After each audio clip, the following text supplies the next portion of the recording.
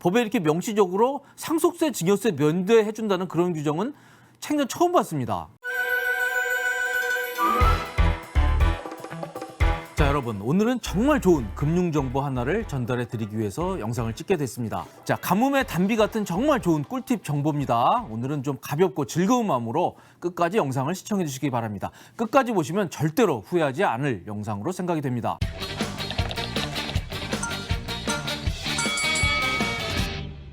자, 고금리 상품이 넘쳐나고 있는 요즘 현금 가진 분들은 굉장히 행복할 것 같습니다.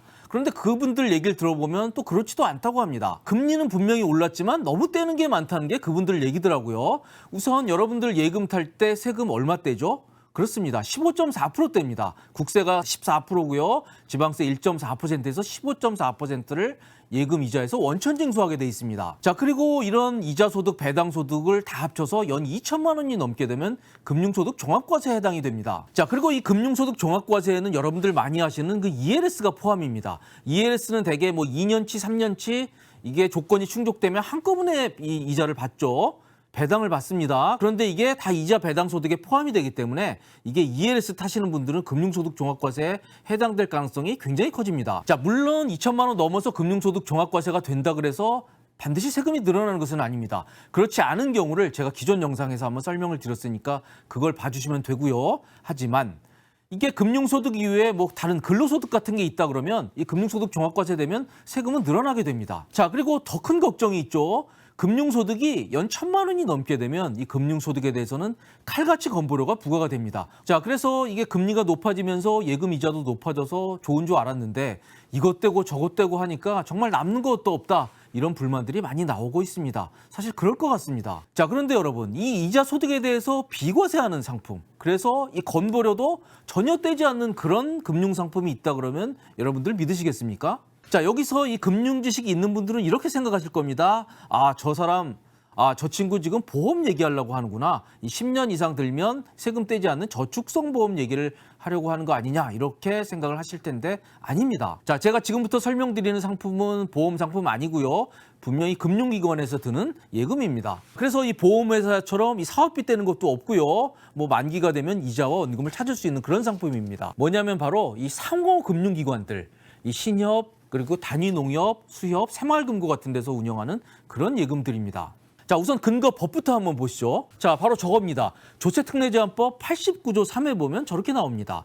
농민, 어민 및 그 밖에 상호 유대를 가진 거주자를 조합원, 회원 등으로 하는 조합원들에 대해서는 예탁금 3천만 원, 3천만 원입니다. 3천만 원까지는 이자 소득에 대해서 과세하지 않는다라고 조특법 89조 3에 명시가 되어 있습니다.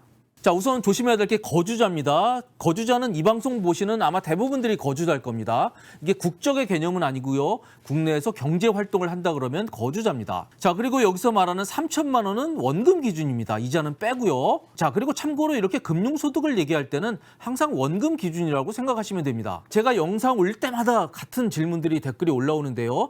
금융소득 연 2천만 원을 넘을 때 금융소득 종합과세가 된다고 말씀을 드리면 항상 댓글이 붙습니다. 그때 금융소득 2천만 원이라는 건 세전 기준이냐 세후 기준이냐, 당연히 세전 기준입니다. 세전 2천만 원이 넘게 되면 그분은 금융소득 종합과세가 된다. 이렇게 그냥 외워두시면 됩니다. 자, 아무튼 저 원금 3천만 원까지에 대해서는 이 15.4%를 떼지 않습니다. 그렇다고 아무것도 없는 건 아니고요. 이게 농특세 1.4%만 붙습니다. 자, 15.4% 세금이 1.4%로 거의 14분의 1 토막이 나는 겁니다. 거의 거저죠.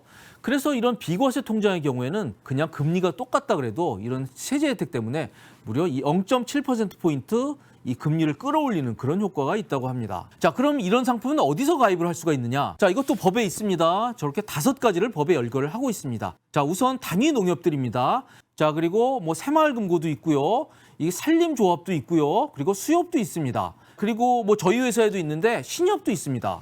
이게 농협중앙회라고 쓴 데 가시면 안 되고요. 그 지역마다 단위 농협들이 있습니다. 뭐 서울도 있고요. 대도시, 뭐 지방 다 있습니다. 자, 이런 이 상호 금융기관들에 가서 이 예탁금을 맡기시면 되고요. 그런데 다 되는 건 아니고 아까 법에서 보셨듯이 조합원이나 회원이 돼야 됩니다. 그런데 이 조합원이나 회원이 되기가 뭐 별로 어렵지가 않습니다. 자, 우선 만 20세가 넘어야 되고요. 그리고 여기서 말하는 상호금융기관들은 대개 이렇게 지역별로 작은 단위로 운영이 됩니다. 자, 그러니 여러분들이 거주하시는 지역에 뭐 새마을금고라든지 신협이라든지 단위농협이라든지 이런 데 가서 이 조합원이나 회원에 가입을 하시면 됩니다. 자, 이때 이 출자금이 좀 드는데요. 적게는 2만 원에서 10만 원 정도 내고 이게 회원이 되시면 그때부터 예탁금에 가입을 하실 수가 있습니다. 자, 이 어마어마한 세제 혜택을 생각을 하면 이 10만 원 별로 출자금이 아까운 돈이 아닐 것으로 저는 그렇게 생각을 합니다. 자, 그리고 이렇게 출자한 출자금에 대해서도 이 상호금융회사들이 본인들의 사업 실적에 따라서 또 배당을 하게 됩니다. 자, 그런데 이게 조특법 88조 5에 보면 이 출자금에 대해서도 또 세제 혜택이 규정이 돼 있습니다. 자, 그래서 출자금 1,000만 원, 이것도 역시 원금 기준입니다. 1,000만 원에 대해서는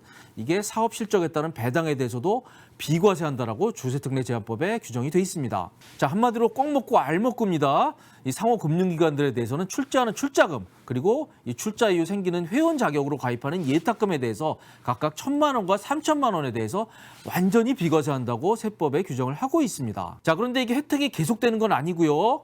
올해 12월 31일까지만 혜택을 주는 것으로 그렇게 현재 법에 되어 있습니다. 자, 그럼 여기서 여러분들이 굉장히 실망하실 텐데요. 아니, 이거 그러려면 뭐하러 하느냐? 올해 며칠 남지도 않았는데 뭐하러 이런 영상을 찍느냐라고 생각을 하실 텐데, 자, 이게 이렇게 일몰이 규정이 돼 있지만 매년 연장이 되고 있습니다. 자, 그리고 올여름 정부가 발표한 이 세제 개편안에 보면요. 이 혜택을 올해 연말에 끝나도록 돼 있지만 이걸 3년 연장해서 2025년 12월 30일까지 연장하겠다고 그렇게 발표를 한 상태입니다. 물론 국회 상황에 따라서 최종적으로 법이 통과돼야 되는 문제지만 정부가 이렇게 명시적으로 발표를 한 문제이기 때문에 아마 법이 통과될 것으로 그렇게 생각이 됩니다. 자, 만약 이 영상 업로드 시점에 이 국회 상황이 좀 변화가 있다 그러면 그 문제는 제가 자막으로 정확하게 반영을 해서 달아두도록 하겠습니다. 자, 아무튼 이렇게 세금이 절약되기 때문에 이 수익률도 올라가고요. 자, 그리고 더 중요한 게 있죠. 이거는 이자에 대해서 건보료와 무관합니다. 자, 아무리 건보료가 소득 중심으로 간다고 해도 이게 과세가 되지 않는 이자 소득에 대해서는 건보료를 매기지 못합니다.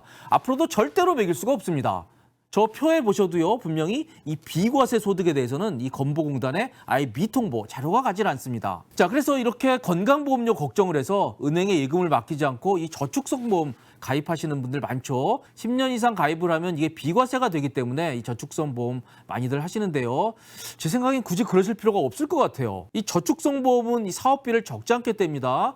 뭐 적게는 한 2, 3%에서 한 10% 사업비를 떼는데 이런 상호금융회사들의 출자금은 뭐 사업비도 떼지 않고요. 정부가 세법으로 명시적으로 이 세제 혜택을 주도록 규정을 하고 있기 때문에 차라리 이런 게 낫지 않을까 저는 생각을 합니다. 자, 그럼 여기서 이런 의문도 있으실 겁니다. 저런 상호금융회사들이 혹시 영세에서 망하면 어떻게 되느냐, 예금을 날릴 수도 있지 않느냐 생각을 하시는데 여러분들 잘 아시다시피 이런 금융회사들의 예금에 대해서는 1인당 5천만 원까지는 예금 보장이 되죠. 정부가 보장을 해줍니다. 자, 그런데 단 하나 주의하셔야 될 게 이런 상호금융회사들의 예탁금은 이게 본인이 금융소득 종합과세 대상자가 이미 됐다 그러면 여기에 가입을 못하는 그런 제한 조건은 있다고 합니다. 자, 아무튼 이런 자격 조건이 된다 그러면 여러분들 이런 상호금융회사들의 예탁금은 적극적으로 한번 고려해 보시기 바랍니다. 자, 그런데 여기서 이런 질문이 나올 수 있습니다. 이런 절세 상품을 굳이 상호금융회사에 가지 않고 그냥 내가 거래하는 은행 가서 이런 절세 상품을 가입할 수는 없느냐? 이런 질문을 하실 수가 있는데요. 자, 놀랍게도 있습니다. 세금이 0원인 상품이 일반 은행에서도 가입을 할 수가 있습니다. 자, 근거 규정부터 한번 보시죠. 자, 조특법 88조 2입니다. 여기 보면 1인당 5천만 원, 한도도 더 높습니다. 1인당 5천만 원 이하인 비과세 종합저축에 가입하는 경우 이자소득 또는 배당소득에 대해 과세하지 아니한다라고 조특법에 명시적으로 규정이 되어 있습니다. 하지만 가입 조건은 좀 있습니다. 우선 65세 이상이어야 됩니다. 그리고 65세가 안 되더라도 뭐 장애인 그리고 국가유공자들에 대해서도 바로 저 조특법 88조 2가 적용이 됩니다. 자, 그래서 이런 경우라고 하면 굳이 뭐 신협이나 뭐 새마을금고 가실 필요 없이 일반 은행에 가서 저 비과세 종합저축에 가입을 하면 됩니다. 자, 그리고 이거는 가입 시에 본인이 저 비과세 종합저축에 가입한다는 사실을 반드시 밝혀야 나중에 세제 혜택을 받을 수 있다고 하고요. 이건 정말 좋은 게 또 하나가 있습니다. 자, 이거는 예금 이자뿐만 아니라 ELS까지 포함이 됩니다. 자, 사실 ELS가 건보료에 굉장히 큰 부담을 주죠. 자, 그런데 이거는 예금 이자뿐만 아니라 ELS 그 배당 소득까지 다 합쳐서 1인당 5천만 원까지 완전히 비과세를 해줍니다. 자, 그리고 여러분들 요즘 많이 하시는 그 채권 이자 있죠. 채권 이자도 굉장히 쏠쏠한데 이것도 이 금융소득에 포함이 되는데 저것도 이 비과세 종합저축을 통해서 하게 되면 이것도 완전히 비과세가 됩니다. 자, 그래서 이렇게 비과세 소득에 대해서는 다시 한번 말씀드리지만 건보료와 완전히 무관합니다. 자, 그래서 이 건보료 걱정을 안 하셔도 된다는 말씀을 다시 한번 드리고요. 그런데 이 상품 역시 현재 보면 2022년 12월 31일까지 가입을 하셔야 됩니다. 이건 가입 기준입니다. 자, 이렇게 이것도 역시 일몰이 예정이 돼 있는데요. 이것 역시 올여름 정부가 발표한 세제 개편에 보면 이 일몰을 3년 연장해서 2025년 12월 31일까지만 가입하면 저 비과세 종합저축에 가입할 수 있는 것으로 그렇게 정부가 발표를 했습니다. 자, 이것도 국회에서 법 통과가 돼야 되는 사안이기 때문에 좀 더 지켜봐야 될 것이지만 아마 될 것으로 저는 그렇게 생각을 하고 있습니다. 자, 그리고 또 하나가 더 있습니다. 농어가 목돈 마련 저축이라는 게 있습니다. 이것도 조특법에 규정이 있는데요. 이 농가와 어가가 금융상품을 가입해서 목돈을 마련할 때 여기에 그야말로 파격적인 절세 혜택을 주겠다는 내용입니다. 자, 그런데 제가 이건 법 규정도 찾아봤는데 액수 제한도 제가 찾지를 못했습니다. 자, 그리고 이거는 이자 배당 소득에 대한 비과세뿐만 아니라 아예 상속세 증여세까지 면제해 준다고 그렇게 법에 규정을 하고 있습니다.